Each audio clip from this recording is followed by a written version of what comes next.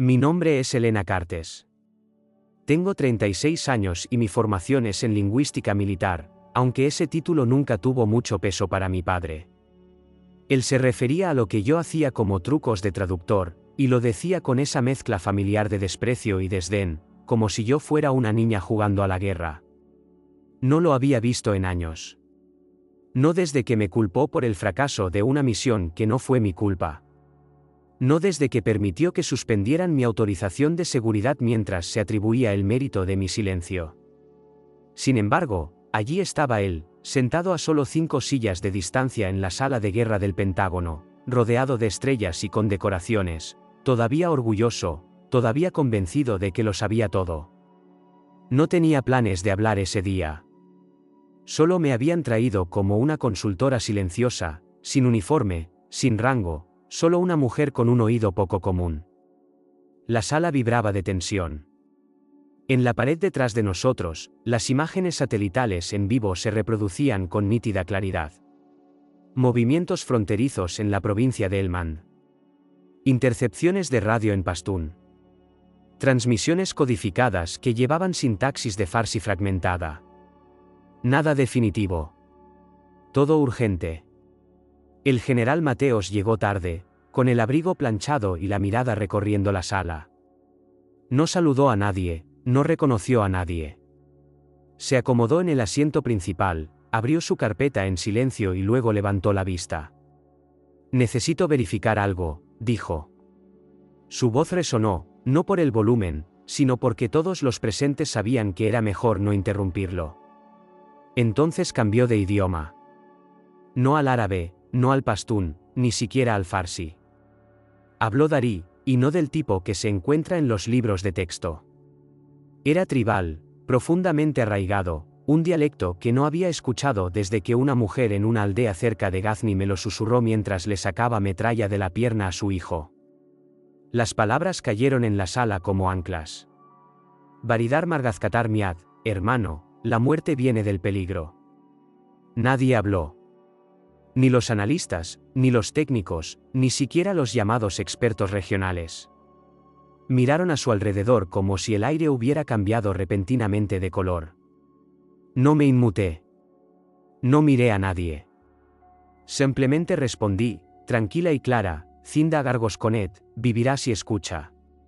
Siguió un instante de silencio. El general Mateos se recostó lentamente. Su mirada no se apartó de la mía. Entonces lo dijo, tranquilo, casi reverente, como una confesión. Ella es égida. Nadie se movió. Incluso el aire acondicionado pareció detenerse. Mi padre se quedó congelado, con las manos presionadas contra la mesa. El color desapareció de su rostro como si alguien hubiera cortado la corriente. Había pasado años creyendo que la justicia llegaba ruidosamente, que rugiría, que irrumpiría con fanfarria o furia. Pero no. Llegó en 5 palabras de Darí y una mirada de un hombre que recordaba lo que yo había hecho una vez en una zona de guerra olvidada. La sala de guerra se quedó completamente quieta y finalmente exhalé. No me habían llamado por protocolo. No me habían llamado porque todavía llevara uniforme. Me llamaron porque alguien recordaba. Porque en un lugar como este, donde las órdenes se ladran y la autoridad reside en el latón, todavía hay valor en alguien que escucha lo que no se dice. Años antes, había trabajado como lingüista militar estacionada en Afganistán. Pero lingüista es una palabra pulcra. No se acerca a capturar lo que realmente significa escuchar un cambio de dialecto a mitad de una frase, o decodificar el peso detrás del silencio de una madre cuando no dice a dónde fue su hijo la noche anterior. Me trajeron ese día debido a una serie de traducciones fallidas. Letales. Movimientos de tropas mal leídos. Un modismo malinterpretado que provocó un ataque aéreo en la provincia equivocada. Civiles muertos, aliados furiosos, dedos señalando en todas direcciones. Necesitaban a alguien que pudiera distinguir entre un error y una mentira deliberada. Alguien que no destacara en una sala llena de medallas. Era fácil pasarme por alto, sin rango en el cuello, sin brillo en las botas. Solo una simple chaqueta gris, un cuaderno en la mano y una voz que habían olvidado que todavía tenía significado. No había regresado para limpiar mi nombre. Ese deseo se había consumido mucho antes. Regresé porque recordaba lo que se sentía cuando alguien escuchaba demasiado tarde. Y el general Mateos, él me recordaba de Encora. La cumbre donde traduje una frase que evitó que dos naciones lanzaran ataques. Sin titulares, sin ceremonia. Solo una noche donde el silencio no costó vidas. Él recordaba, y me puso a prueba, y aprobé. Daniel tenía 22 años cuando se desplegó. Nuestro padre lo llamaba un hombre Cartes ahora. Daniel no había querido ir todavía. Me lo dijo en privado, con la voz quebrada como cuando éramos niños. No estoy listo, L. Pero nuestro padre presionó. Dijo que la vacilación era cobardía. Dijo que ya había avergonzado a la familia lo suficiente. Daniel firmó los papeles 2 días después. 6 meses adentro, una bomba en la carretera. Ubicación equivocada. Momento equivocado. Leí el informe y noté las inconsistencias. Presenté un memorando interno sugiriendo que el mando había pasado por alto una llamada interceptada. El memorando desapareció. También lo hizo mi acceso. Mi padre lo dijo claramente, no fue lo suficientemente fuerte. Pero yo sabía la verdad. Daniel no era débil. No estaba preparado porque alguien se había negado a escuchar. Y no pude salvarlo. Todavía veo su cara a veces. Sonriendo, quemado por el sol, entrecerrando los ojos ante el calor detrás de sus gafas de sol rotas. Se suponía que iba a ser médico. Se suponía que volvería a casa. No he perdonado a mi padre. Todavía no. Pero estaba en esa sala de guerra porque si el Daniel de otra persona estaba a punto de caminar hacia el silencio, iba a asegurarme absolutamente de que alguien finalmente escuchara la verdad. Cuando otras niñas se inscribían en ballet, yo estaba acurrucada debajo de mi cama con una linterna y un libro de gramática darí que había robado de la oficina de mi padre. Él nunca notó que faltaba. Rara vez prestaba atención a algo que yo tocara a menos que lo hubiera roto. Tenía 10 años cuando escuché Pastún por primera vez en una radio vieja. Todavía no conocía las palabras, pero reconocía cómo sonaba el silencio. Y esto no lo era. Esto era ritmo. Esto era código. Lo copié en el reverso de mi tarea de matemáticas hasta que los números se desdibujaron detrás de consonantes y vocales prestadas. A los 11 años, comencé a imitar las cadencias del urdú. Me encantaba la forma en que las palabras se movían como el agua, sin revelar nunca del todo la corriente que había debajo. Mi padre entró una vez mientras practicaba y levantó una ceja. ¿Qué estás murmurando?, preguntó. Urdú, le dije, con el corazón acelerado. Se habla, y me cortó con una burla. Todo lo que eso te conseguirá es un trabajo escribiendo a máquina para hombres que toman decisiones reales. Se fue antes de que pudiera responder. Mi madre, sin embargo, ella me veía. No siempre a través de palabras, sino a través de su quietud. Ya estaba enferma para entonces, callada, con la voz como un leve susurro al borde de cada habitación. Pero una noche, cuando tenía 12 años y pensaba que estaba dormida, la pillé mirándome desde la puerta mientras repetía un proverbio darí en mi almohada.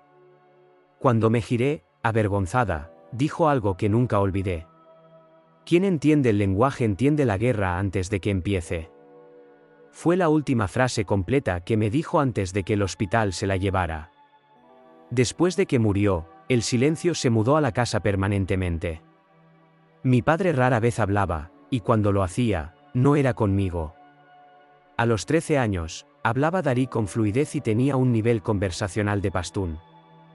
Escondía mis cuadernos detrás de abrigos viejos en el armario del pasillo, no por vergüenza, sino porque sentía que eran las únicas cosas que eran verdaderamente mías. Sabía que era diferente de las otras chicas de la escuela. Ellas se reían fácilmente. Yo no. Ellas bailaban canciones pop. Yo rastreaba dialectos. Ellas se pasaban notas sobre chicos. Yo estudiaba los cambios tonales en el farsi regional. Mi padre pensaba que yo era extraña. Lo llamaba obsesión, decía que debería centrarme en cosas prácticas, álgebra, física, tal vez voleibol. Pero la verdad era que no estaba obsesionada. Me estaba preparando. Incluso entonces, no sabía para qué. Solo sabía que algo dentro de mí respondía a las sílabas extranjeras de la forma en que otros niños respondían a los aplausos. Se sentía como poder, no un poder ruidoso, no del tipo que se ejerce con rango o volumen. Era un poder silencioso.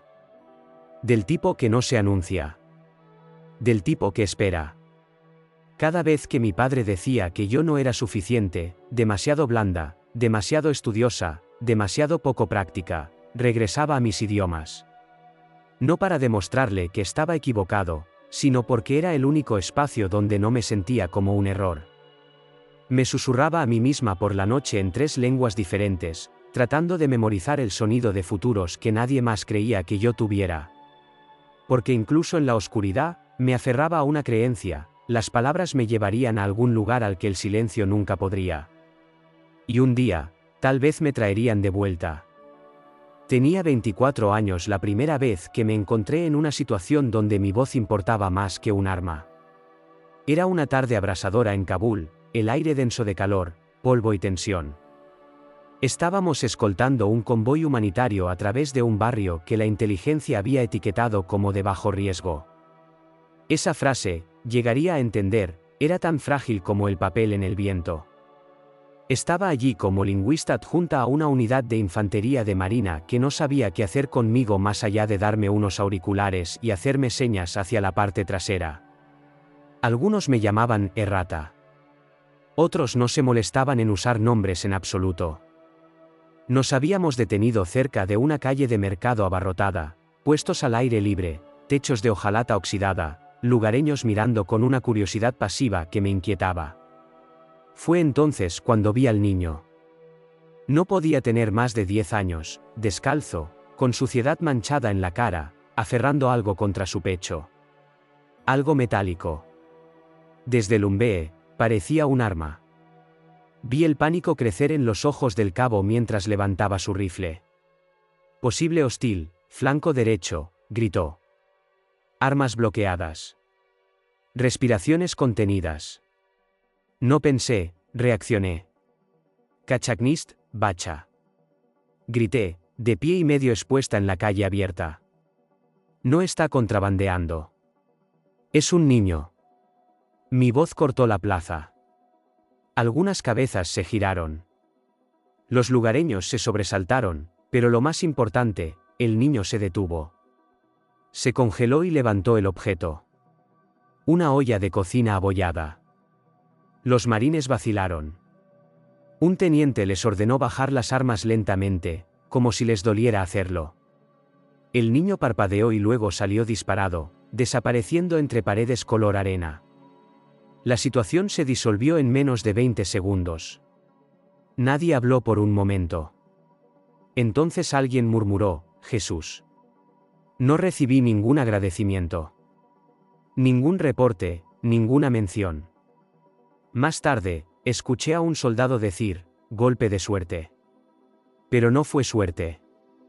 Había captado el dialecto en el grito de una madre desde una puerta cercana, la forma en que gritó bacha con pánico.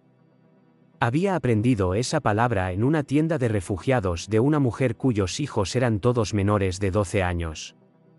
Había almacenado el ritmo, el peso de cómo lo dijo, durante años. Y en ese momento, volvió a mí como un reflejo. El teniente presentó un informe que simplemente decía, sin incidentes. Pero yo sabía lo que podría haber pasado, lo que casi había ocurrido. Esa noche, de vuelta en la base, me senté en el borde de mi catre, todavía escuchando el clic de los rifles, todavía viendo la expresión en la cara de ese niño, como no lloró, no se inmutó, simplemente se quedó allí esperando a que el destino declarara qué idioma hablaba. En ese momento, entendí algo. La traducción no se trataba de una gramática impecable o títulos impresionantes. Se trataba de elegir la palabra correcta antes de que alguien más eligiera la bala equivocada. Nadie recordaba ese día. Pero yo sí. Y fue entonces cuando comencé a llevar un cuaderno, no solo para idiomas, sino para nombres. Los que tal vez nunca conoceríamos porque alguien no habló a tiempo. Escribí Basa en la primera página y lo subrayé 2 veces. El informe llegó un jueves, marcado solo para uso interno, autorización de nivel 4, pero yo estaba incluida. En ese momento, todavía tenía acceso. Todavía tenía rango, todavía creía ingenuamente que la verdad era suficiente. La operación se había torcido en Kandahar. Un mensaje interceptado malinterpretado. Una ubicación confundida con otra aldea 15 kilómetros al sur. Lo que estaba destinado a ser una recuperación de activos estratégicos se había convertido en una tapadera descubierta, un tiroteo y 3 hombres muertos. El mando no tardó mucho en empezar a buscar un chivo expiatorio. El archivo de traducción, el que se usó para informar al equipo antes del despliegue, había pasado por 3 manos. La mía fue la última. Pero no fue mi versión la que avanzó. La reconocí en el momento en que vi la redacción. El matiz era incorrecto. El nombre de la aldea había sido alterado fonéticamente de una manera que yo nunca usaría. Lo había marcado en mis notas, señalé la discrepancia, pero alguien más arriba lo había autorizado a pesar de todo. Ese alguien era mi padre. Él tenía plena autoridad para anular traducciones dentro de la oficina de enlace de inteligencia conjunta. Raro, pero no sin precedentes. Asumí que simplemente se le había pasado la edición, un error que podíamos corregir, hasta que me llamaron ante la junta. 5 oficiales en uniforme, 2 asesores en traje, una mesa larga. Mi padre en el extremo opuesto con uniforme de gala. No me miró cuando entré. Me puse de pie, respondí preguntas, presenté mi borrador de la traducción original, incluida la preocupación señalada, y expliqué que la había enviado con una recomendación de verificación. Luego fue su turno.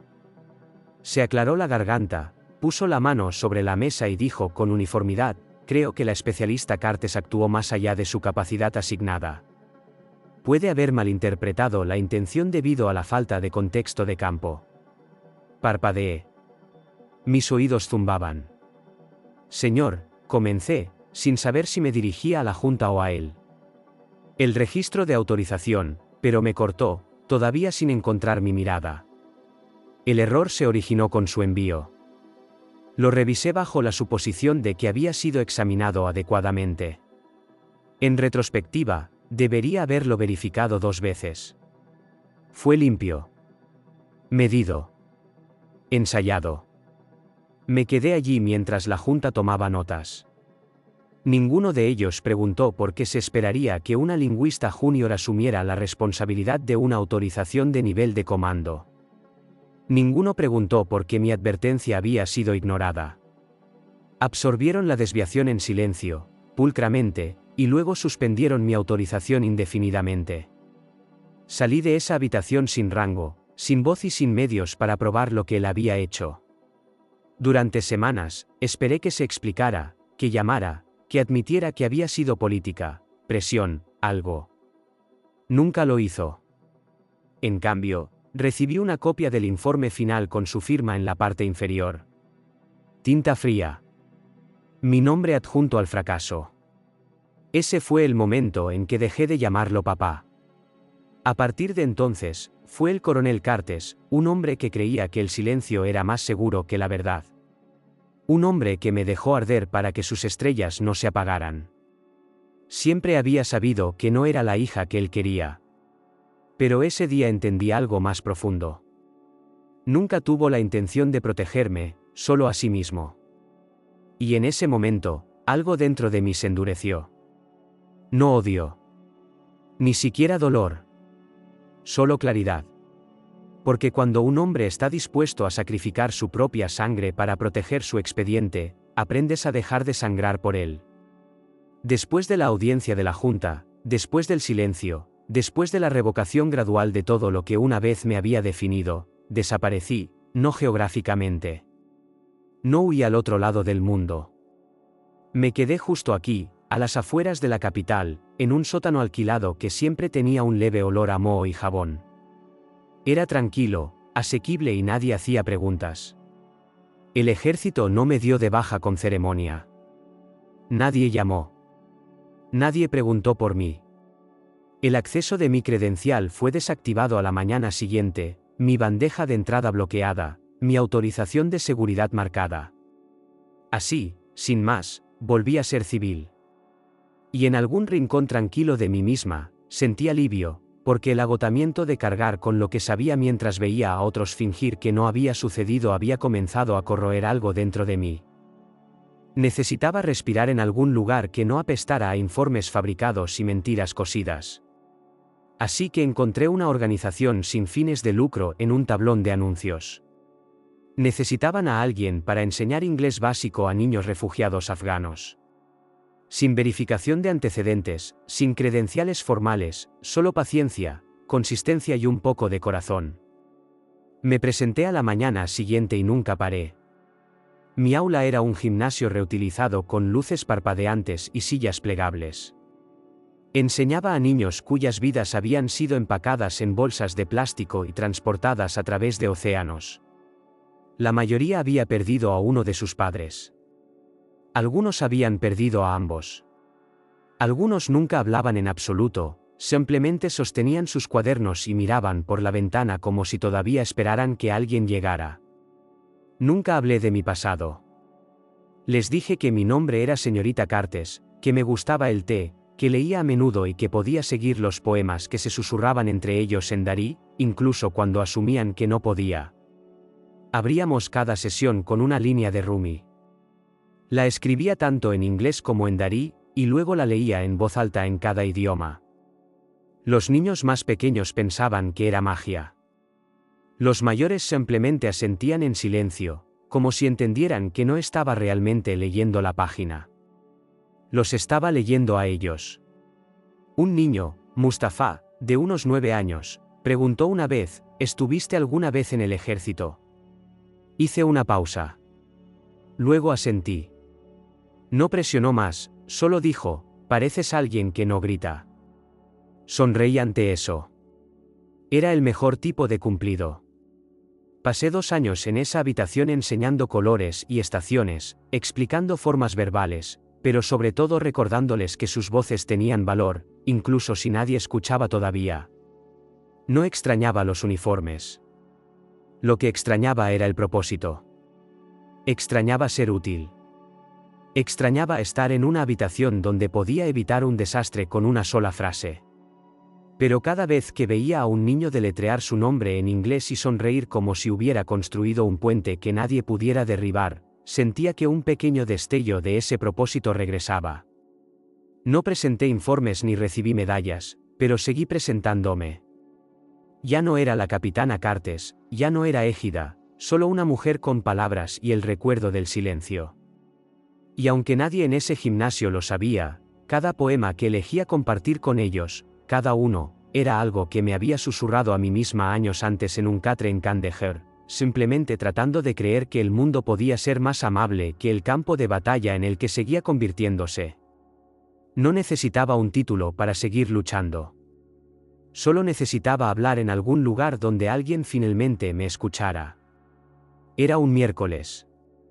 El calentador del centro recreativo se había vuelto a romper y los niños estaban sentados envueltos en sudaderas que no combinaban mientras leíamos un poema sobre el invierno y el calor.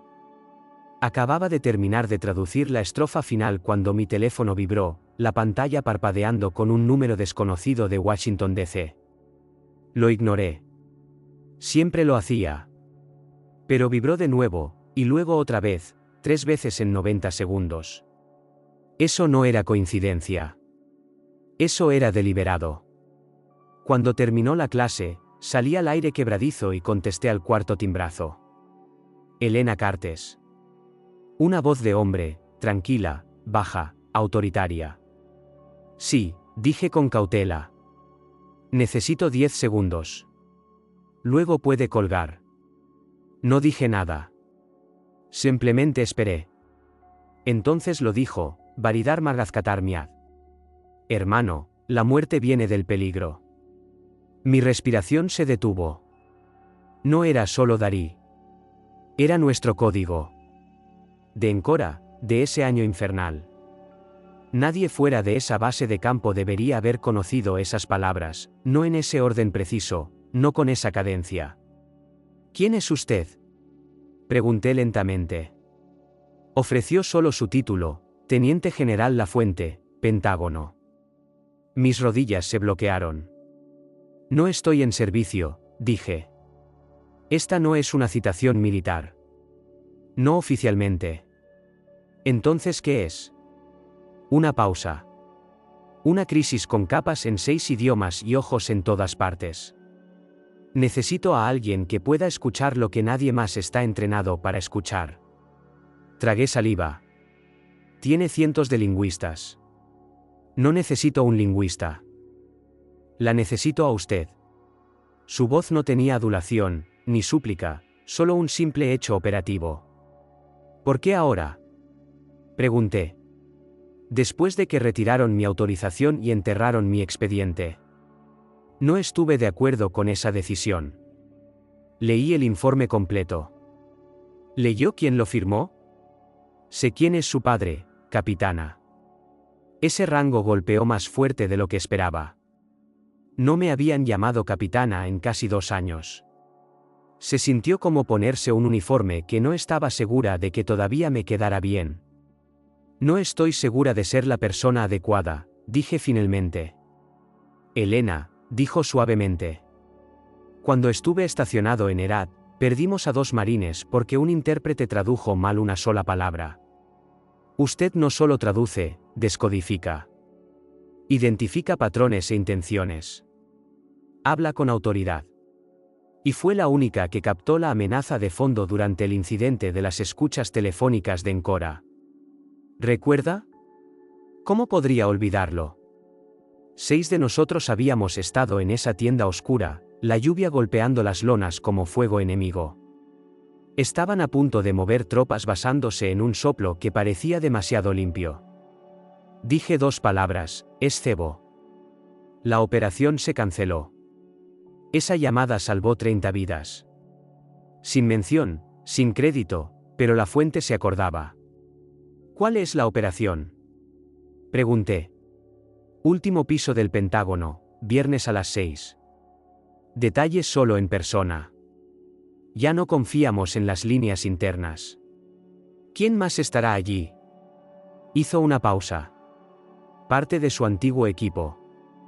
Uno de los cuales preguntó por usted por su nombre. Cerré los ojos.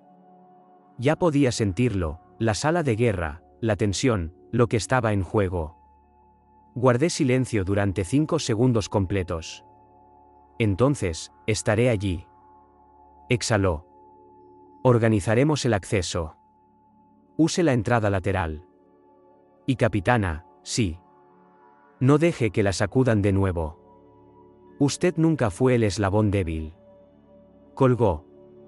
Me quedé allí mucho tiempo, con el teléfono presionado contra la oreja mucho después de que la línea se cortara. Adentro, los niños se reían con un juego de charadas. Un niño gritó algo en pastún. Me volví hacia la puerta, pero en mi mente, ya estaba caminando hacia el Pentágono. No había puesto un pie dentro del Pentágono desde el día en que me quitaron mi credencial, mi acceso, mi nombre de la lista. Esta vez entré por la puerta lateral como se me indicó, sin saludo, sin escaneo de identificación, solo un asentimiento silencioso del oficial que me recibió en la puerta y me escoltó 12 pisos arriba sin decir una palabra. El viaje en ascensor fue largo y silencioso, lleno solo del zumbido mecánico sordo y el zumbido más pesado de la memoria. Cuando las puertas se abrieron, la vi, la sala de guerra.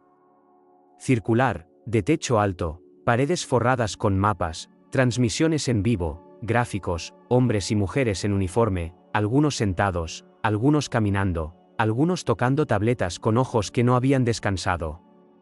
Y en el extremo opuesto, sentado bajo un estandarte de 4 estrellas doradas, estaba el general Lafuente. Pero él no fue la primera persona que noté. Ese fue mi padre, el coronel Tomás Cartes. Se giró como si sintiera mi presencia antes de que yo hubiera dicho una palabra. Su postura no cambió, rígida, erguida, cada línea de su uniforme precisamente planchada. Pero sus ojos se oscurecieron como un hombre que ve reaparecer una mancha en una pared blanca. Sostuve su mirada sin parpadear. Él apartó la vista primero. Lafuente se levantó y asintió. Capitana Cartes, su asiento está aquí.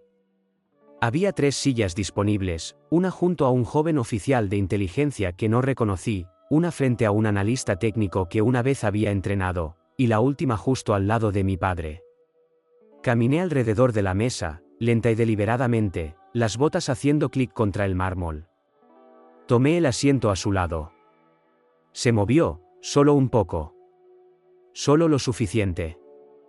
La sala quedó en silencio en la calma antes de una sesión informativa, y fue entonces cuando se inclinó hacia mí como un padre podría susurrar en una boda, o un soldado podría sisear a un traidor.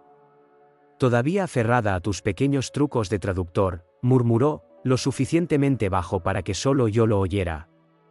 No respondí. Miré al frente. Dejé que el silencio fuera la respuesta. Lafuente comenzó a hablar. Con voz aguda y clara. Hemos interceptado comunicaciones en capas a través de 3 plataformas, radio, chat encriptado y retransmisión de drones. Todas usan formas de código fragmentadas en una mezcla de farsi, darí y pastún con anomalías en la sintaxis y la intención. Escuché el idioma antes de procesar las palabras. Era como siempre había escuchado. Continuó. Creemos que no es solo charla, es distracción. Una narrativa fabricada diseñada para desencadenar una respuesta política antes de un ataque. Necesitamos a alguien que no solo traduzca, sino que interprete la intención. Varias cabezas se giraron hacia mí. No dije nada. Las pantallas pasaron por cadenas de audio interceptado. Los analistas debatieron la calidad de la señal. Los lingüistas discutieron sobre los cambios de dialecto. Mi padre estaba sentado con cara de piedra, brazos cruzados. Lafuente finalmente me miró. Capitana Cartes, impresiones iniciales. Hice una pausa. Una inhalación, una exhalación. Luego me puse de pie. Su traducción aquí, el río duerme cuando el halcón aterriza, es incorrecta. No es una metáfora. Es una directiva. Significa, cesar la vigilancia después del lanzamiento aéreo. Esto no es poesía. Es instrucción. La sala se congeló. Me volví hacia Lafuente, luego hacia los demás, luego, solo entonces, hacia mi padre. Y la siguiente frase, dije, es un juego de palabras en capas sobre un proverbio regional que no se encuentra en ninguna base de datos.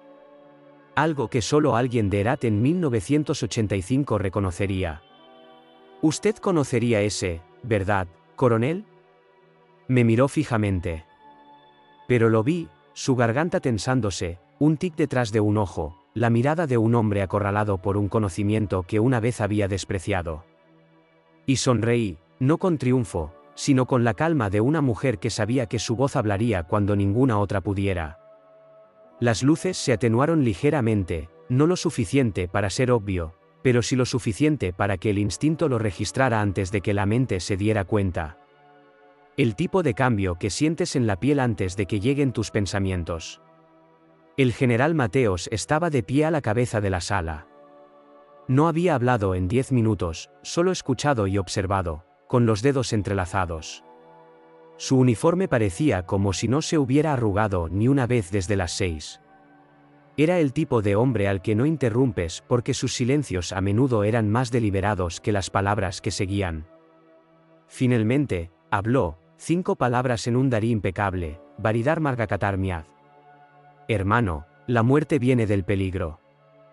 La sala no se movió.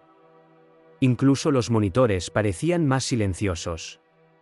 Miré alrededor a docenas de caras, todos entrenados, todos autorizados, todos élite. Pero ninguno de ellos entendió.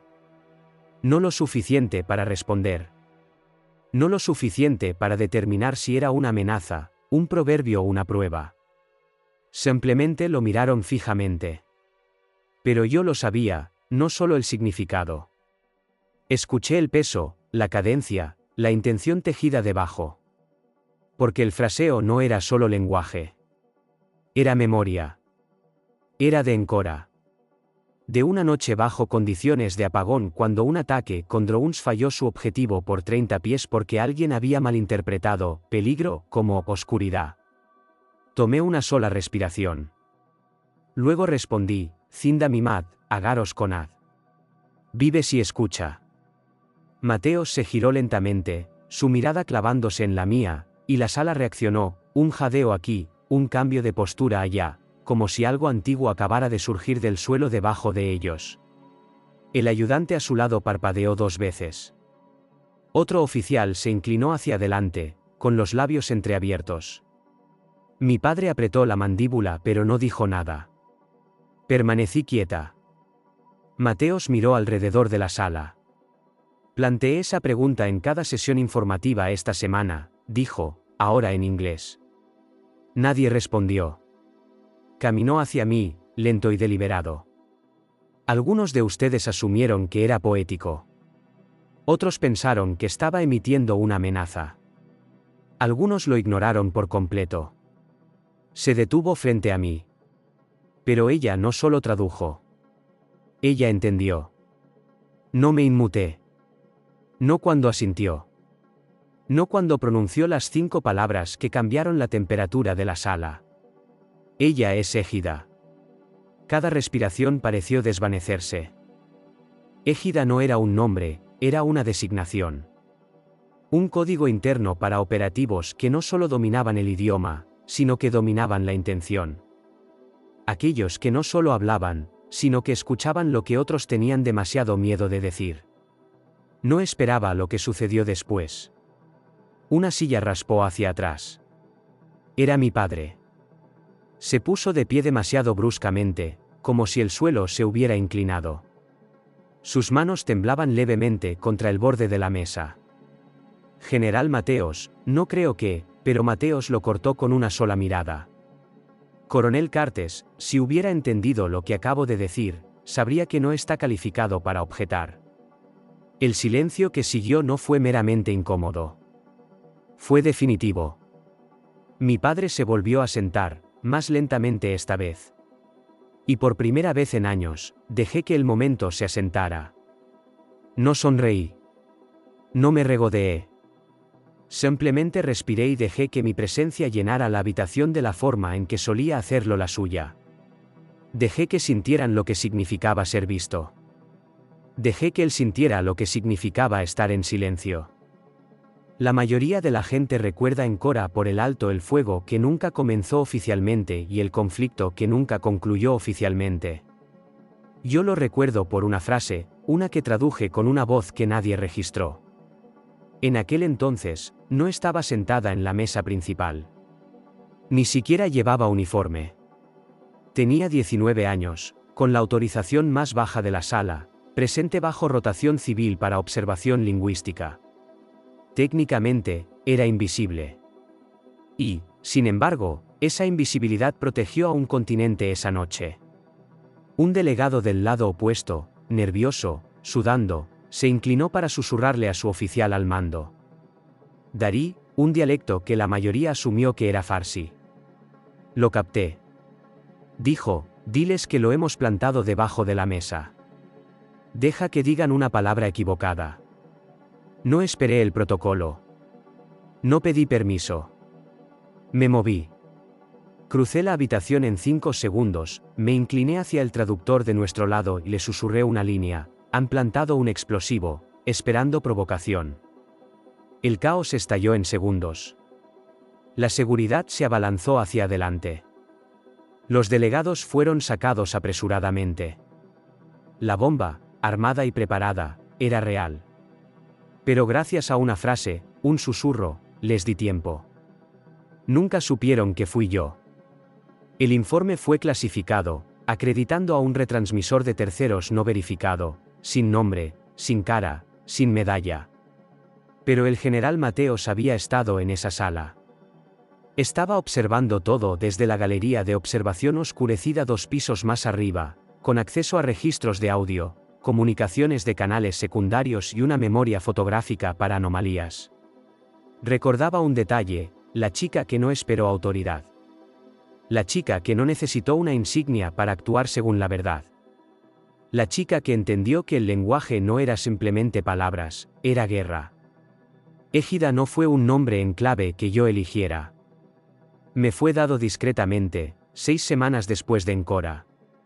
Me llevaron a una pequeña sala de interrogatorios con un oficial de inteligencia mayor con los nudillos congelados y una mirada que hacía que el café supiera frío. Me dijo: «¿Ves lo que otros pasan por alto? Y lo más importante, hablas antes de que sea demasiado tarde».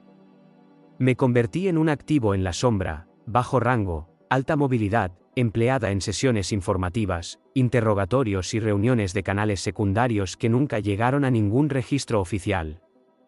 No para tomar decisiones, sino para sentir cosas que otros no podían. Eso es lo que Mateos quiso decir cuando dijo: «Ella es Égida». No era un halago. Era una designación. Significaba que había pasado una década protegiendo conversaciones que daban forma a las políticas de drones, devoluciones de rehenes y recuperaciones de rastros químicos, sin aparecer nunca en una sola fotografía grupal. El mundo veía a una traductora. Pero Mateos veía a una lectora de patrones, una intérprete de señales, un cortafuegos humano. Ese día en la sala de guerra, no me nombró para otorgarme poder. Me nombró para recordar a todos los presentes que callada no significa ausente. Entendía que solo alguien que había sido pasado por alto podía percibir verdaderamente la traición, porque no nos distraen los elogios o la prominencia. Escuchamos la nota que no pertenece. Y cuando Mateos colocó la carpeta roja ante mí, marcada con el escudo de Encora, entendí exactamente lo que estaba haciendo. Estaba llamando al fantasma de vuelta a la habitación, no para atormentar, sino para proteger. Miré al otro lado de la mesa. Los ojos de mi padre se habían entrecerrado. Todavía no entendía completamente. Pero lo haría. Muy pronto. El general Mateos no me entregó una orden. Me entregó una posibilidad, envuelta en silencio, sostenida con una mirada que comunicaba más de lo que la sala podía absorber. En el momento en que los demás se marcharon, se volvió hacia mí y colocó un nuevo archivo sobre la mesa. No tenía escudo, ni línea de asunto, solo una marca de tiempo y una ubicación: mando avanzado de Kandahar, 3 Zulu. Dentro había una transcripción, 2 columnas una al lado de la otra: idioma de origen e idioma de destino. A primera vista, parecía limpia. Intercambio de campo rutinario. Un anciano tribal negociando un paso seguro para sus aldeanos a cambio de despejar un puesto de control. El intérprete había registrado: ofrecemos agua y ninguna resistencia si sus hombres pasan al atardecer. Pero el darí no decía eso. Ni remotamente. La línea original decía: despejaremos el camino solo después de que sus tanques se retiren. Si no, plantamos fuego. Parpadeé. Mis dedos se tensaron alrededor de la página. Una transformación deliberada en el tono, la intención y la consecuencia. El mensaje auténtico era una amenaza. La versión traducida era una canción de cuna. Y 12 horas después, un convoy avanzó, creyendo que el camino era seguro.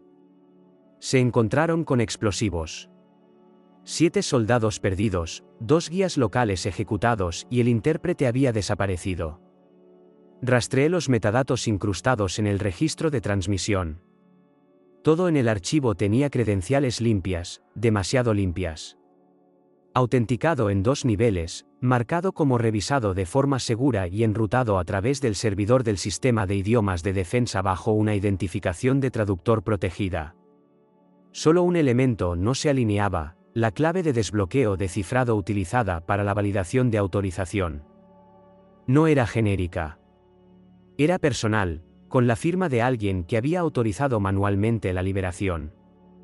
Cuando descifré la clave y verifiqué el hash, se me cayó el estómago. Era la frase de contraseña de mi padre. No copiada, no falsificada, original, utilizada a las 3:21 Zulu, 2 horas después de que terminara su turno oficial y 5 horas antes del bombardeo. Él había firmado la distorsión. El sello digital no mentía. Miré fijamente la cadena de claves, recibido Águila, RF1717, su código de cifrado característico de sus días en Kandahar. Mis pulmones se contrajeron en mi pecho. Esto no fue un error administrativo. Este fue un mensaje intencionalmente revuelto. Un campo de batalla cambiado por la torsión deliberada de una sola palabra. Y solo alguien que entendiera ambos lados del idioma y la guerra podía lograrlo con tal precisión. Me aparté del archivo, mi mente trabajando rápidamente. ¿Estaba siendo coaccionado? No, había desplegado su contraseña con precisión quirúrgica dentro de un marco de tiempo lo suficientemente estrecho como para indicar premeditación.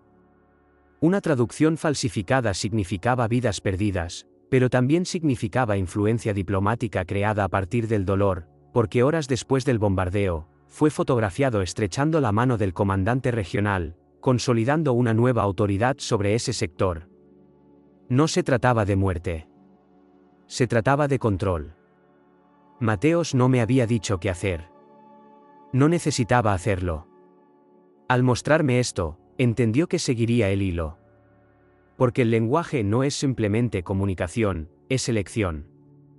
Cada palabra que permitimos pasar sin control se convierte en un arma o en una herida.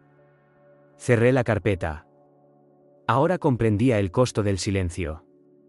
Y entendí por qué me habían llamado de vuelta, no simplemente para interpretar, sino para descubrir quién había reescrito la verdad. Ya tenía el primer nombre en la lista.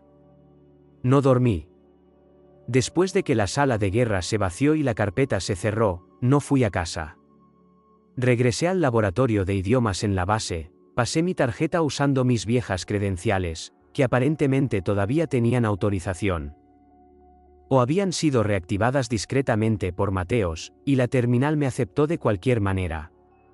Las luces fluorescentes zumbaban en lo alto. Me senté en la oscuridad, con códigos y lenguaje fluyendo a través de mi pantalla, y comencé donde todos los engaños dejan sus huellas dactilares, con el sonido. La grabación de campo original estaba archivada en una unidad encriptada, con fecha de 2 semanas antes y registrada en las afueras de Kandahar. El orador, un negociador tribal local. La transcripción de la misión afirmaba que había ofrecido paz. Pero yo quería escuchar la cadencia real, la respiración entre palabras, las pausas que el texto no puede contener. Ajusté los filtros de audio, aumenté las frecuencias bajas. La voz crepitó a través de mis auriculares. Agar tank chuma raisal mechune. Pausé el audio, rebobiné, lo reproduje de nuevo. Esto no era simplemente una frase. Era un desafío, el tipo de fraseo que tenía gravedad en los dialectos tribales. Un hombre proponiendo un trato, no rindiéndose. Pero lo que realmente captó mi atención no fue el significado. Fue la ortografía en la transcripción, una versión escrita a mano escaneada y pasada por OCR. En la palabra darí para retirar, noté un antiguo patrón ortográfico. La segunda consonante estaba marcada con un diacrítico raramente usado después de la era de la retirada soviética. No era ortografía contemporánea. Era darí del libro de texto de 1983. Mi pecho se tensó. Conocía solo a una persona que escribía de esa manera. La misma persona que me había enseñado a escribir darí cuando era niña, trazando las curvas de la escritura en papel amarillo. Solía decir, modernizar un idioma no significa borrar sus raíces. Era su estilo. Su letra. Pero había más. Busqué en registros más antiguos, luego en otros más antiguos todavía, retrocediendo a través de archivos clasificados de la Operación Sandwich, el primer despliegue de mi padre como lingüista de inteligencia. Cada informe de campo llevaba su sello. Hice una comparación entre la ortografía en la reciente transcripción distorsionada y esos informes de hace 40 años. Coincidencias. 11 de las 15 anomalías en la transcripción falsa se alineaban con sus viejos patrones de fraseo, formas de letras anacrónicas, estructuras de frases que ya no están presentes en los manuales de entrenamiento oficiales, como un músico que no podía resistirse a volver al mismo ritmo. No se había limitado a probar la traducción falsa. La había escrito. La prueba decisiva provino de una breve frase cerca del final del registro. La palabra andamio, que significa estructura o marco, su uso no tenía sentido contextual a menos que fuera un cifrado de sustitución. Recordé algo de cuando tenía 16 años. Me había mostrado un método básico para incrustar referencias en traducciones usando sinónimos que solo tenían sentido cuando se vinculaban a ciertos nombres en clave de operaciones. Calib, el nombre de su primera operación clasificada en Ghazni. Había estado ocultando su autoría a plena vista. No simplemente fabricando informes, sino firmándolos con viejos fantasmas. Me quité los auriculares. El silencio en el laboratorio se sentía más pesado ahora. Miré alrededor a la habitación vacía, nadie para presenciar el momento en que entendí que el hombre que me había criado para respetar el lenguaje lo había convertido en un arma. No solo me había traicionado una vez ante un consejo. Llevaba décadas haciéndolo. Y esta vez había matado gente. Esta vez, no podía quedarme callada. Ni siquiera por él. Dicen que los muertos hablan solo si escuchamos. No tenía la intención de ir a buscar a Daniel. No esa noche. Estaba rastreando patrones, anomalías, lingüística forense enterrada dentro del caos. Pero como todo patrón, eventualmente vuelve a la fractura original. El archivo era viejo, enterrado detrás de protocolos de seguridad marcados como extranet cerrada, no sincronizada. Casi me lo salto, pero la fecha me detuvo en seco. 14 de agosto de 2020. El día que murió mi hermano Daniel. Mis manos flotaron sobre las teclas. Recordé el calor de ese día. Como la fotografía de mi madre cayó de la pared cuando llamaron a la puerta. Como mi padre no lloró. Como nunca había creído la versión oficial.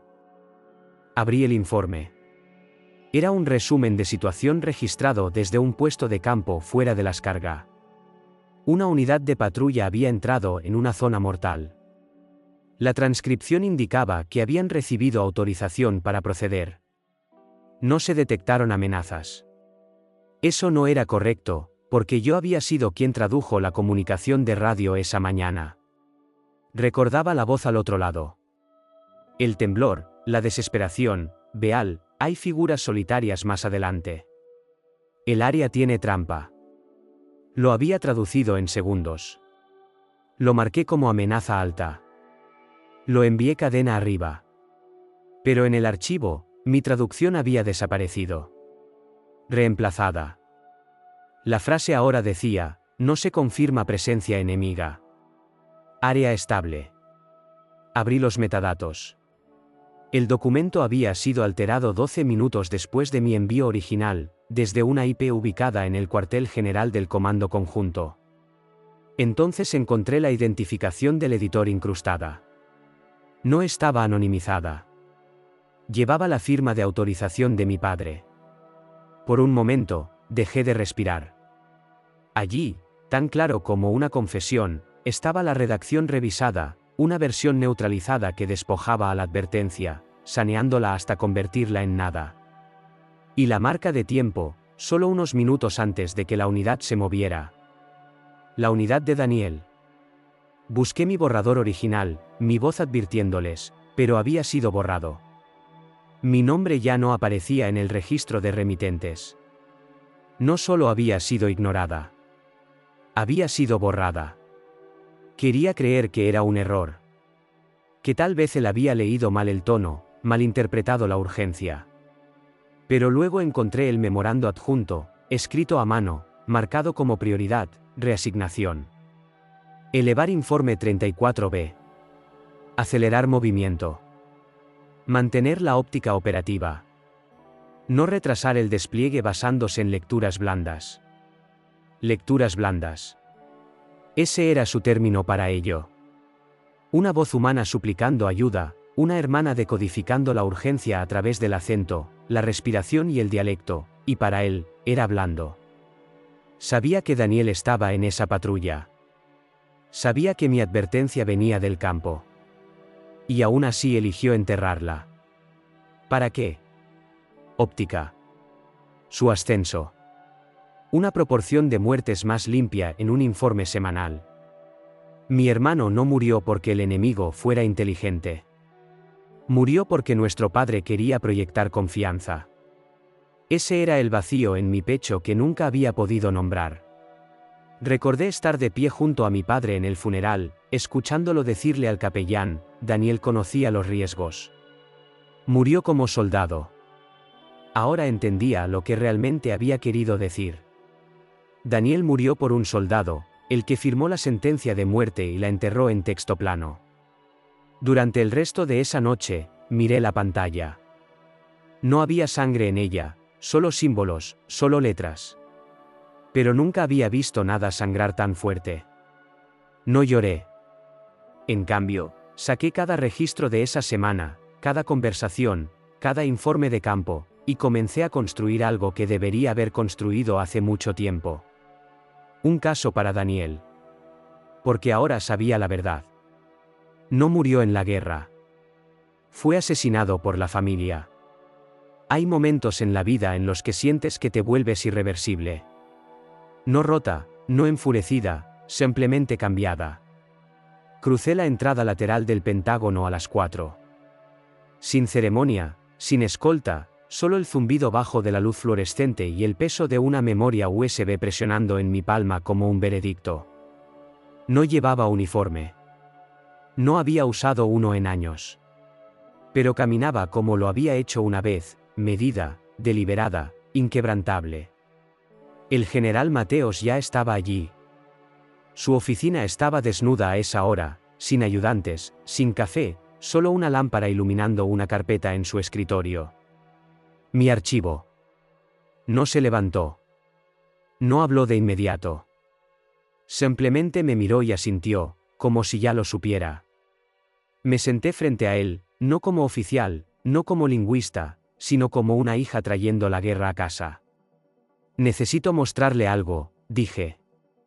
Conecté la memoria USB en su terminal y abrí la secuencia de informes encriptados.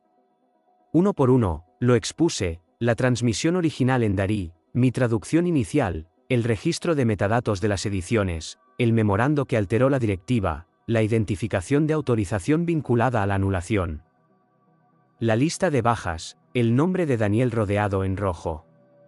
Mateos no interrumpió. Miró cada pantalla como si observara una cuenta regresiva. Cuando terminé, me volví hacia él. Me pidió que encontrara quién cambió las traducciones. Lo hice. Se recostó en su silla. Un suspiro lo abandonó, no sorpresa, sino confirmación. Fue su padre, dijo. Asentí una vez. Entonces llegó la verdadera pregunta. Sus ojos se encontraron con los míos. ¿Qué quiere hacer con esto? Me había preparado para eso. No quiero titulares, dije. No quiero una audiencia en el Congreso. No necesito venganza. Necesito que la historia deje de olvidar a personas como Daniel. Se quedó pensando en eso. Me incliné hacia adelante. Me pidió que fuera precisa. Lo soy. Así que ahora le pregunto, ¿quiere justicia o escándalo? Era una pregunta pesada perseguir a un hombre como mi padre, condecorado, respetado, públicamente intocable, y hacerlo en silencio. Sin filtraciones, sin óptica, solo consecuencias en la oscuridad. Mateos no parpadeó. Abrió su cajón, escribió algo, luego levantó un teléfono rojo, uno que solo había visto usar en emergencias, e hizo una sola llamada. Estoy autorizando la revisión inmediata de la acción del personal bajo el título 10, artículo 32. Sin medios, sin relaciones públicas internas. Me miró de nuevo, su voz suavizándose ligeramente. ¿Testificará? Asentí. Golpeó el bloc 2 veces. Necesitará protección. Si el comité lo aprueba, el arresto será sellado. Sin ceremonia, sin cámaras, pero la historia lo sabrá. Eso fue suficiente. Me puse de pie. El peso de años no se levantó, pero se asentó. Mateos dijo una cosa más antes de que me fuera. Elena no solo tradujo palabras. Tradujo el silencio en verdad. Salí de la misma manera que había entrado, tranquila, firme, ligera de figura pero no de presencia. Mi padre no sería esposado en las noticias de la noche. No habría un gran ajuste de cuentas bañado en flashes. Pero en algún lugar detrás de las puertas aseguradas de un tribunal militar, un hombre finalmente enfrentaría lo que había hecho. Y Daniel ya no sería simplemente un nombre en una piedra. Sería una nota al pie en un fallo clasificado, una línea silenciosa en la historia, pero escrita en tinta esta vez. Porque yo me había asegurado de ello. La historia no se mantuvo en silencio por mucho tiempo. Incluso sin cámaras ni una declaración oficial, algo dentro del Pentágono había cambiado lo suficiente como para atraer la atención de las personas adecuadas. En 3 días, se filtró, no el informe completo, no los archivos clasificados, pero lo suficiente. Alto oficial de inteligencia bajo investigación por traducciones manipuladas que condujeron a una misión fatal. Sin nombres, pero alguien conectó los puntos. Siempre lo hacen. Al final de la semana, había artículos de opinión, programas de entrevistas, paneles de exgenerales debatiendo qué significaba cuando la lealtad chocaba con la verdad. Y luego, inevitablemente, los titulares se transformaron. Hija se vuelve contra padre condecorado. Héroe nacional o traidora. Elena Cartes, patriota o paria. Nadie preguntó si los hechos eran precisos. Preguntaron cómo pude hacerlo. Ignoré las cámaras al principio. No le debía una explicación a nadie. Pero luego una periodista me detuvo fuera de un pequeño taller de poesía Darí que estaba dirigiendo en DC. No gritó. Preguntó como si realmente importara, ¿siente que ha avergonzado a su padre? Hice una pausa. Adentro, los niños recitaban una estrofa de Rumi, sé como un árbol y deja caer las hojas muertas. La miré a los ojos y respondí con calma. Si la justicia es deslealtad, entonces, ¿qué es la lealtad? Parpadeó, y por un momento pude ver la historia reencuadrándose en su mente, no un escándalo, sino un ajuste de cuentas. El país no lo vio de esa manera. Mi bandeja de entrada se llenó de correos de odio. Traidora. Hija desagradecida. No eras nada sin tu padre. Un mensaje simplemente decía, Daniel debería haber muerto sin que lo supieras. Eso habría sido más amable. Pero también hubo otros mensajes, silenciosos, de antiguos traductores, de familias estrella de oro. Una mujer envió una fotografía de las botas de su marido junto a una bandera doblada. Escribió, gracias por hacer que alguien responda. Imprimí ese y lo guardé doblado en mi cartera. El general Mateos nunca hizo una declaración pública, pero su silencio fue su propia forma de protección. No permitió que me enterraran, y eso significó más de lo que cualquier aplauso podría haber significado. Mi hermano Samuel llamó tarde una noche, no había sabido de él en casi un año. ¿Sabías lo que te costaría? Preguntó. Me quedé callada por un momento. Sí. Exhaló, luego dijo, creo que mamá habría estado orgullosa. Esa fue la primera vez que lloré. No por lo que había hecho, sino por lo que había costado ser vista claramente, no como la hija de alguien o la desgracia de alguien, sino como una persona que había tomado una decisión. Y sí, me costó todo lo que la sociedad educada valora, imagen, comodidad, las cenas familiares donde fingimos que nada salió mal nunca. Pero lo que gané fue claridad, no paz. Eso no llega fácilmente. Pero claridad, del tipo que ninguna cámara, reportero o titular puede distorsionar. Así que seguí enseñando. Seguí hablando solo cuando importaba.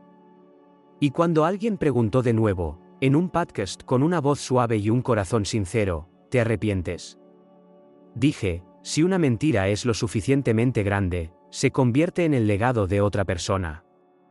Simplemente me niego a dejar que el nombre de mi hermano sea parte de una. El hombre que llamó a mi puerta era más alto de lo que recordaba, más delgado también, con ojos que habían visto más desiertos que años.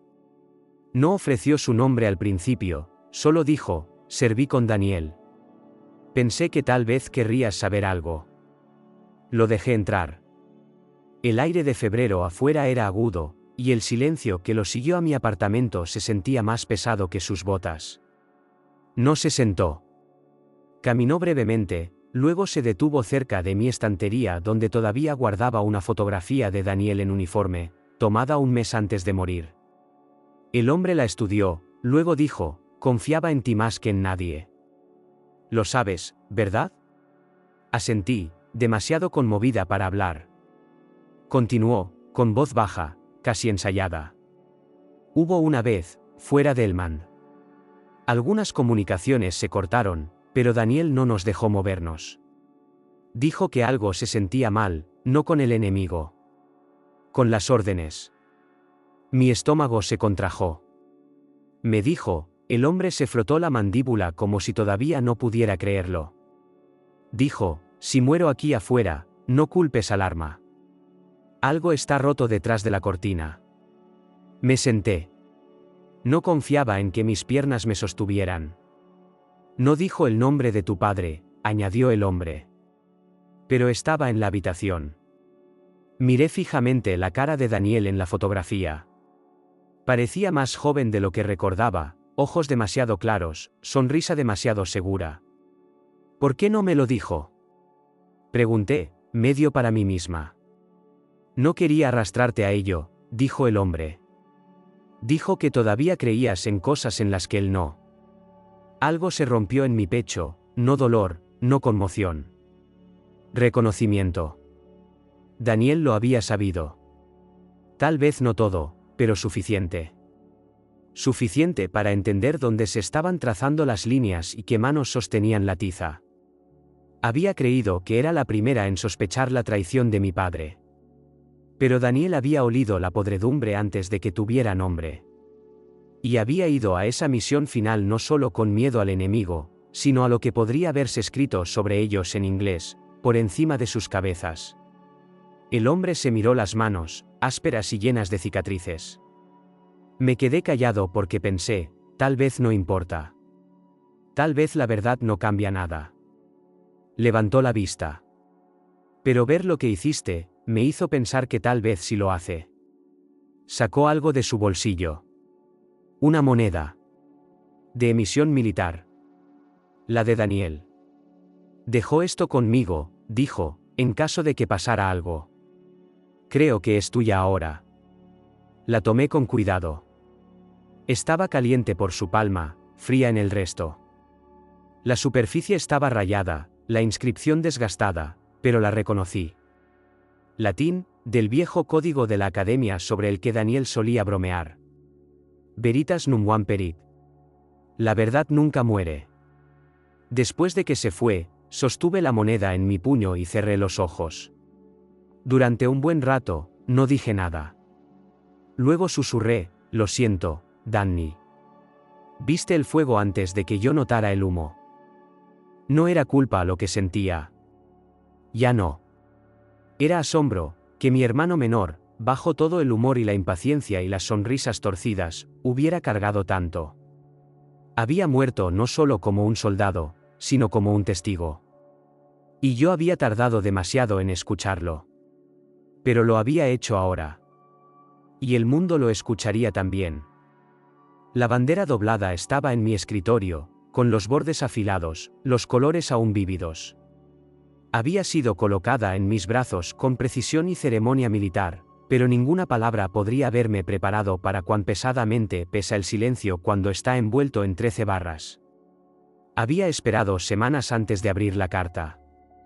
Llegó en un sobre simple, sin dirección de retorno, solo mi nombre en el centro, escrito con la letra de molde y controlada de mi padre. Reconocí la escritura de inmediato. Se parecía a la misma letra que había usado en informes de misión y resúmenes de inteligencia, calculada, distante, nunca cálida. Dentro había una sola página, ni siquiera una completa. Solo 4 líneas. Sin disculpa, sin explicación. Solo, dime dónde me equivoqué. La leí 2 veces, luego una tercera, no porque no la comprendiera, sino porque era demasiado familiar. Esa pregunta, esa negativa a tener la respuesta él mismo. Era el mismo patrón que siempre había seguido. Cuando era niña y despreciaba mis ambiciones. Cuando serví y despreció mi valor. Cuando sangré por la verdad y él lo llamó traición. ¿Dónde se equivocó? Se equivocó al creer que el silencio era fuerza. Se equivocó al pensar que el mando superaba la compasión. Se equivocó en el momento en que escuchó la verdad y eligió el orgullo en su lugar. Coloqué la carta junto a la bandera de Daniel. Mis manos no temblaban. Ya no. No había cámaras en la habitación, ni medallas, ni testigos, solo el zumbido del calentador y el olor a tela vieja y pegamento de sobre. Saqué un rotulador permanente y lo destapé con cuidado. El mismo tipo que Daniel usaba para garabatear poemas en los márgenes de sus cuadernos, palabras que asumía que yo nunca veía. Estudié el campo de estrellas blancas durante mucho tiempo. No por incertidumbre, sino porque una vez que lo escribiera, no había forma de deshacerlo. Luego, en la esquina inferior del pliegue de la bandera, entre el registro de lo que sirvió y por lo que murió, escribí: te equivocaste en el momento en que dejaste de escuchar. Eso fue todo. Sin rabia, sin nombre, sin firma, solo la verdad. El tipo que Daniel merecía. El tipo que mi padre nunca proporcionó. Por un momento, consideré enviarle la bandera con esas palabras. Pero no lo hice, porque no lo entendería. Lo leería como desafío en lugar de claridad, como castigo en lugar de reflexión. Y porque la bandera no le pertenecía a él. Le pertenecía a Daniel. A un soldado que escuchó cuando nadie más lo haría. A un hermano que sintió la traición mucho antes que yo. A un hombre que murió porque el silencio era más fuerte que los disparos. Doblé la bandera de nuevo, más apretada esta vez, y la coloqué en una caja de madera forrada con terciopelo azul. La cerré con llave, no para enterrar el pasado, sino para proteger lo poco que quedaba de él. Encendí una vela junto a la caja esa noche. No por luto, por memoria. Por Daniel.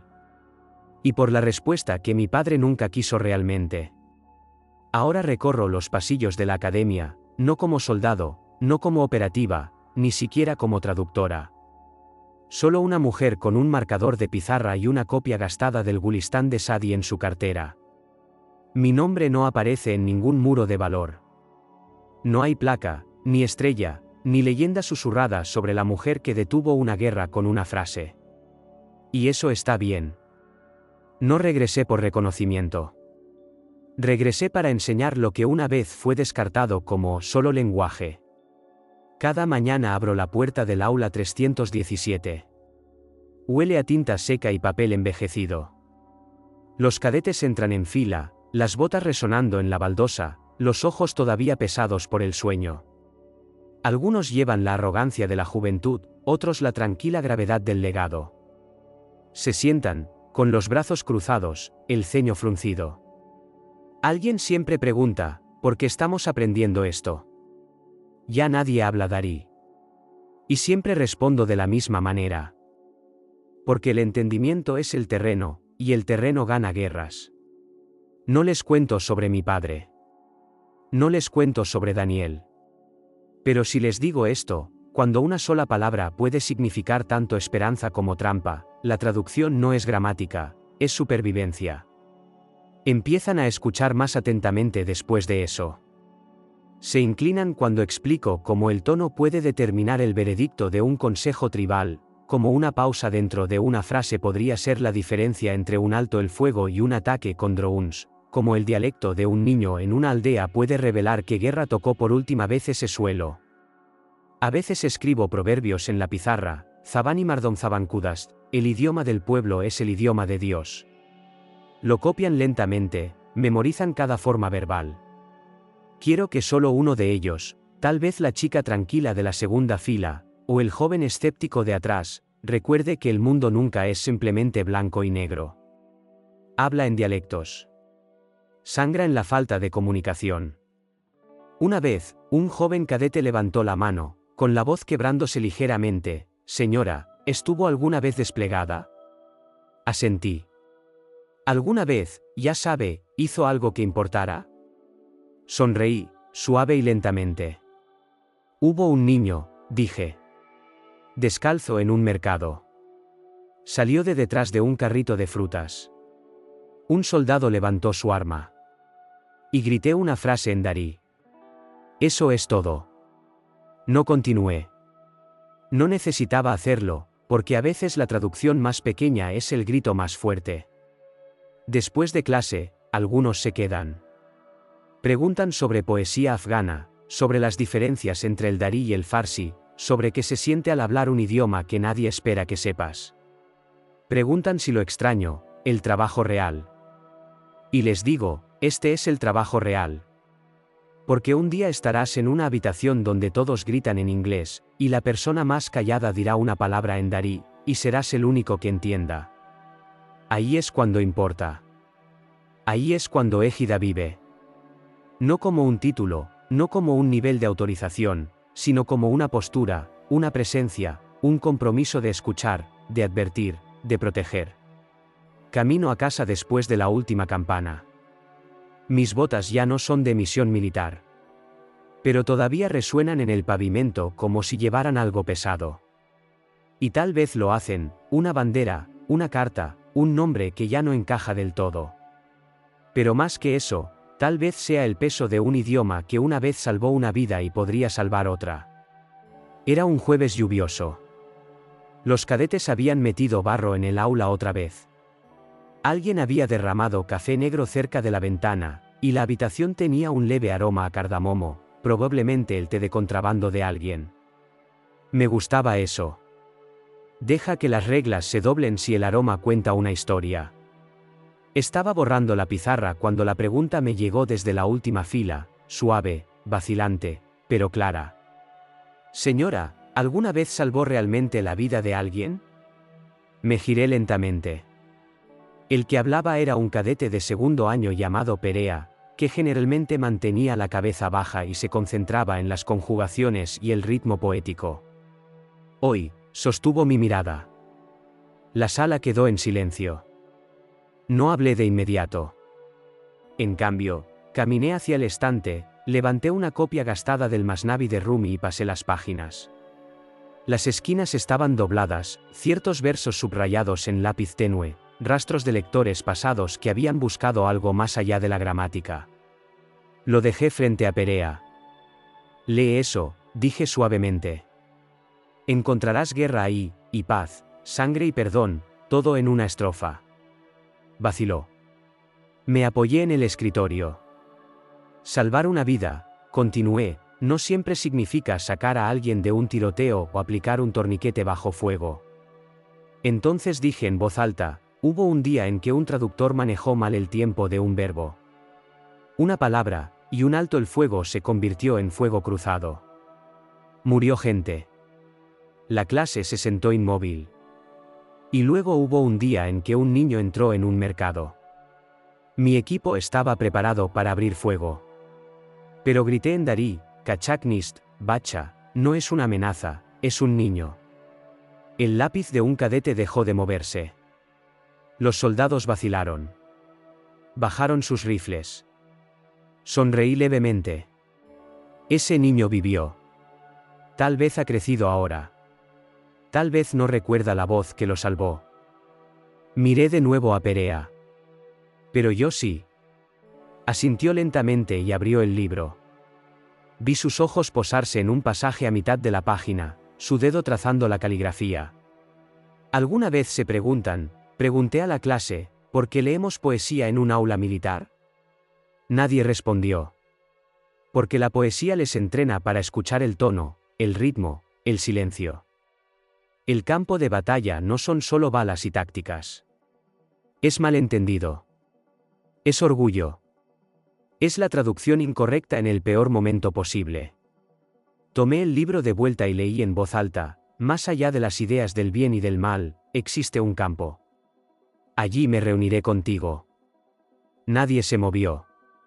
Cada frase tiene un campo, dije. Un lugar donde se dobla, donde respira. Su tarea no es simplemente repetir las palabras, es llevar su significado a través de ese campo sin pisar una mina.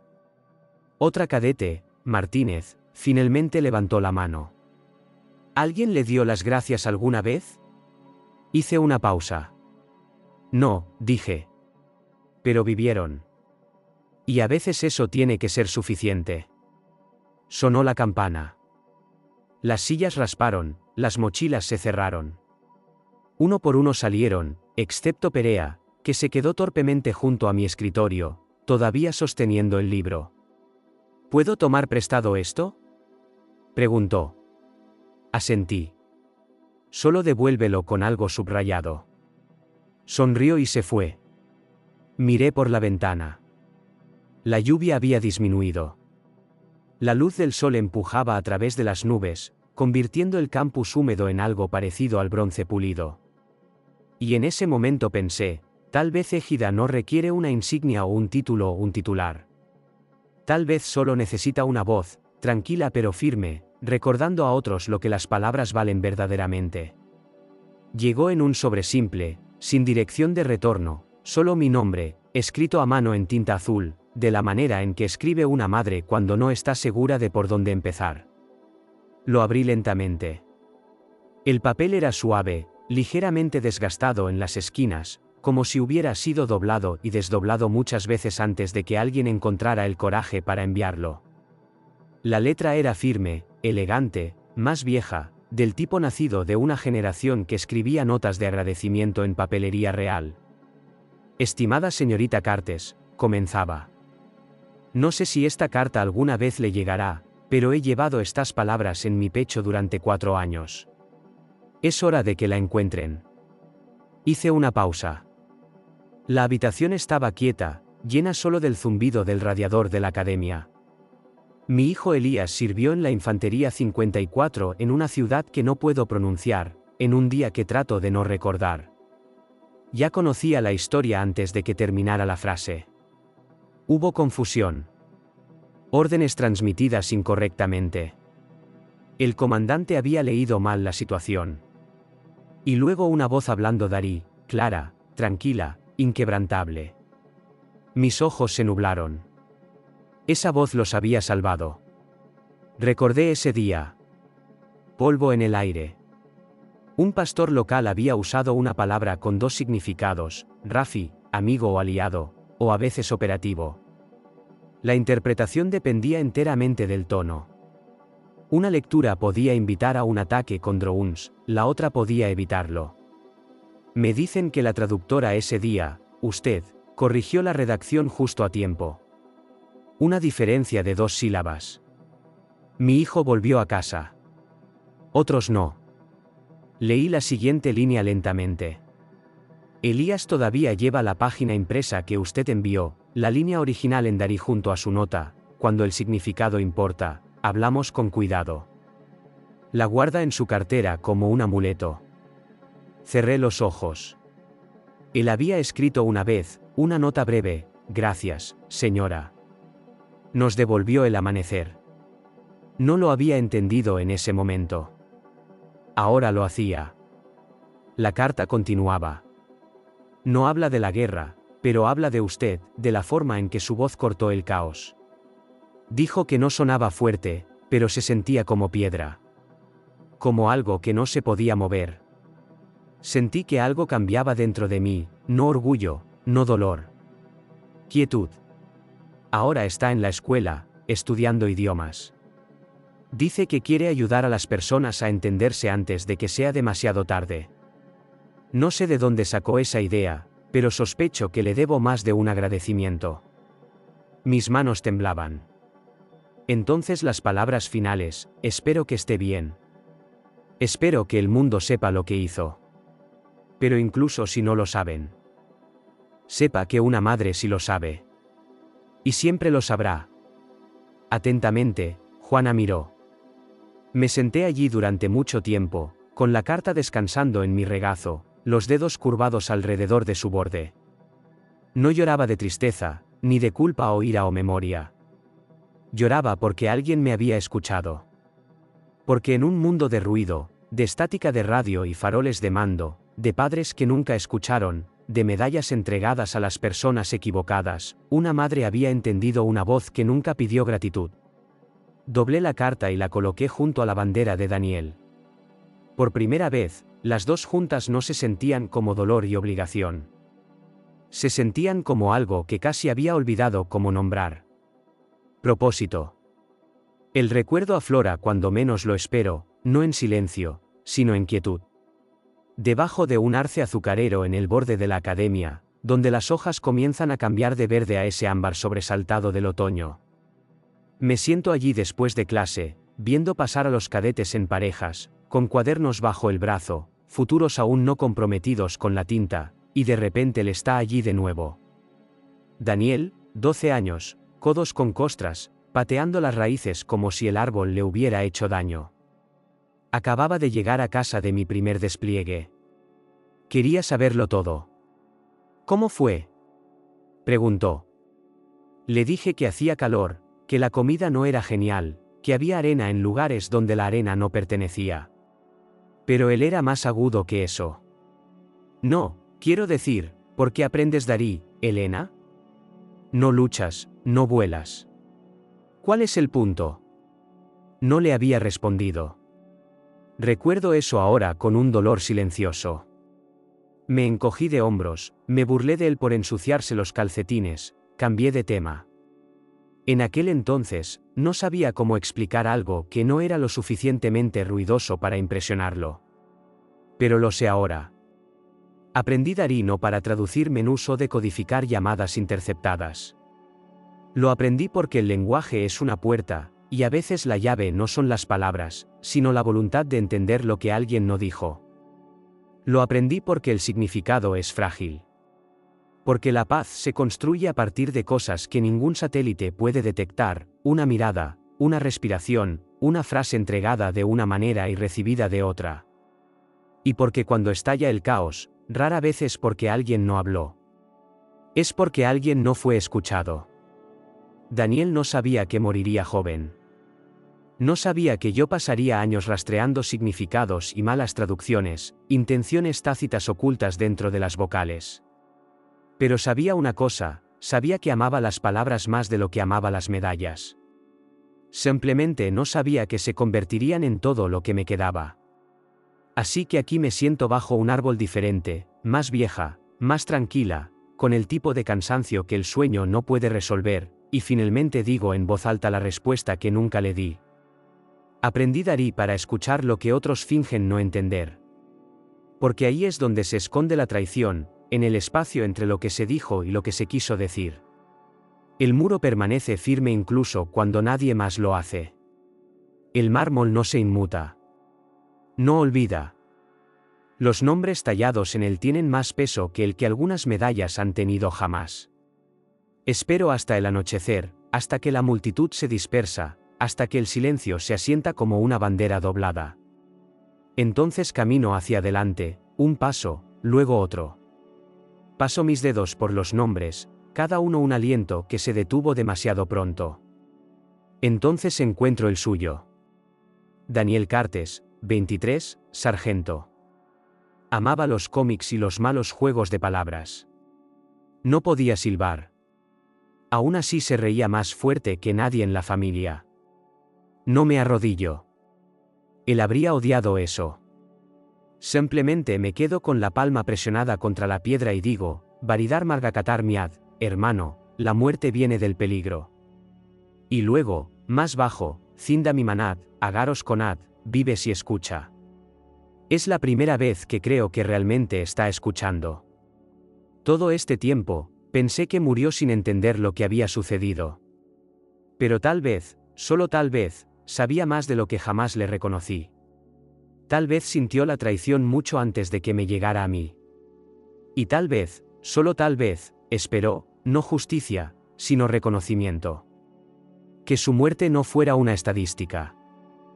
Que la traducción incorrecta no fuera un simple error. ¿Qué le importaba? Me quedo en el muro hasta que el sol baja y los nombres se suavizan en la luz que se desvanece. Un jardinero pasa y asiente. No pregunta, no necesita hacerlo. Me limpio la cara y doy un paso atrás. 5 palabras todavía resuenan en el hueco entre mis costillas.